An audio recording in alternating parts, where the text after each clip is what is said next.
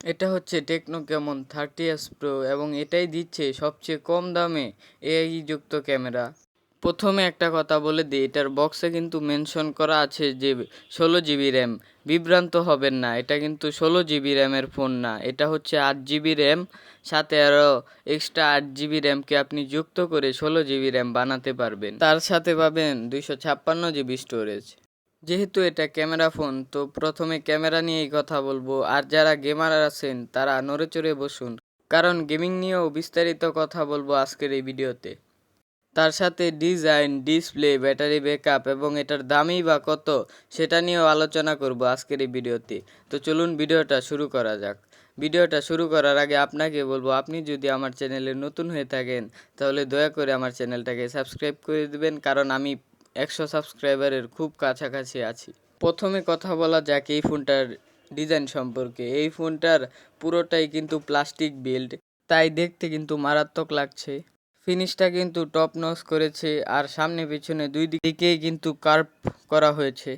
এই ফোনটাতে ports and button কিন্তু সবই আছে, শুধুমাত্র 3.5mm হেডফোন জ্যাকটা ছাড়া।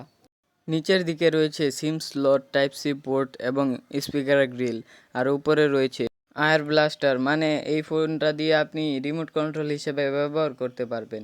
তাছাড়া রয়েছে সেকেন্ডারি নয়েজ ক্যান্সেলিং মাইক এবং ডুয়েল স্টোরেজ স্পিকার। এবার চলুন কথা বলা যাক এই ফোনটার ক্যামেরা নিয়ে। তো পিছনে রয়েছে ট্রিপল ক্যামেরা সেটআপ, যার প্রাইমারি লেন্সটি হচ্ছে 15 মেগাপিক্সেল, সাথে 2 মেগাপিক্সেল একটা ডিপ সেন্সর, আর একটি রয়েছে লাইট সেন্সর। এখানে একটি বিষয় আপনাদের জানা দরকার, সেটি হচ্ছে এখানে কিন্তু তারা সোনির সেন্সর ব্যবহার করেছে। সনি IMX896 এই সেন্সরটি ব্যবহার করেছে। তাছাড়া থাকছে OIS এর সাপোর্ট, আর এই ফোনটার ফ্রন্টে ব্যবহার করা হয়েছে 50 মেগাপিক্সেল একটি সেলফি ক্যামেরা। এছাড়া ক্যামেরার পাশে রয়েছে একটি LED ফ্ল্যাশ লাইট, তার সাথে রয়েছে স্মার্ট ডিথিং লাইট, যেটা আমরা ক্যামন 30 প্রোতে দেখেছিলাম। এছাড়া এই ফোনটাতে আপনি পেয়ে যাবেন AI ইরেজার নামে একটি ফিচার, যেটা দিয়ে আপনি ছবি তোলার পর যে কোনো অবজেক্টকে রিমুভ করতে পারবেন। এই ফিচারটা কিন্তু আমরা এতদিন ধরে দামি ফোনের ক্ষেত্রে দেখে আসছি। আর তাছাড়া এই ফোনটা দিয়ে আপনি 2K 30 fps ভিডিও রেকর্ডিং করতে পারবেন, তার সাথে 1080 60 fps ভিডিও রেকর্ডিং করতে পারবেন। যদিও এই ফোনটাতে থাকছে না আলট্রা ওয়াইড সেন্সর, যেটা থাকলে আরও কিছুটা ভালো হতো। তো চলুন এবার কথা বলা যাক এই ফোনটার ডিসপ্লে নিয়ে। এটাতে ব্যবহার করা হয়েছে 6.78 ইঞ্চি মাপের full HD OLED curve display, তার সাথে রয়েছে 120 হার্জের রিফ্রেশ রেট। এই ডিসপ্লেটা খুবই কালারফুল, কন্টেন্ট দেখার ক্ষেত্রে খুবই ভালো এক্সপিরিয়েন্স পাবেন এই ফোনটার ডিসপ্লেটা দিয়ে। এই ডিসপ্লেটার পিক ব্রাইটনেস হচ্ছে 1300 নিটস। এটাতে টিউবি সার্টিফিকেট রয়েছে, যার ফলে লো লাইটে চোখের ক্ষতি কম হবে। সব মিলিয়ে এই ফোনটা তাদের জন্যই পারফেক্ট যারা কিনা কার্ভ ডিসপ্লে পছন্দ করেন। তো চলুন দেখা যাক এই ফোনটার পারফরমেন্স সেকশনে টেকনো আমাদের কি অফার করছে। এই ফোনটাতে প্রসেসর হিসেবে ব্যবহার করা হয়েছে মিডিয়াটেক G100 চিপসেট, যেটা 6nm আর্কিটেকচারে বিল্ড করা। এটাতে OIS হিসেবে থাকছে OIS 14। তাছাড়া এই ফোনটাতে আউট অফ দ্য বক্স থাকছে Android 14।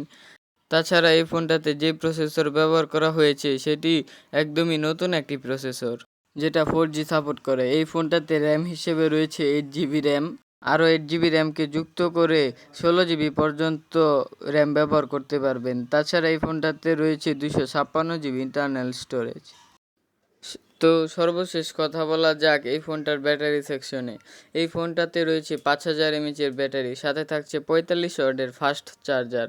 এই চার্জারটা দিয়ে এই ফোনটাকে ফুল চার্জ করতে 45 মিনিটের মতো সময় লাগবে। এই ফোনটি 3টি কালারে লঞ্চ হয়েছে, যার একটি হলো গোল্ড, গ্রে এবং ব্ল্যাক কালার।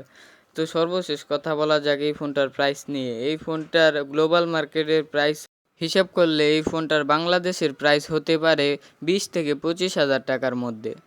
তো যারা এই ফোনটার জন্য ওয়েট করতে চাচ্ছেন তারা অবশ্যই ওয়েট করতে পারেন, কারণ এই কয়েকদিনের ভিতরেই বাংলাদেশের মার্কেটে এই ফোনটা চলে আসবে। তো এই ছিল আজকের ভিডিওটা কেমন লাগলো অবশ্যই কমেন্টে জানাবেন। আর গাইস, আগামীতে আপনারা কোন মোবাইলের রিভিউ দেখতে চান সেটাও কমেন্টে জানাতে পারেন। তো দেখা হচ্ছে পরবর্তী কোনো ভিডিওতে, ততক্ষণ ভালো থাকবেন, সুস্থ থাকবেন, আল্লাহ হাফেজ।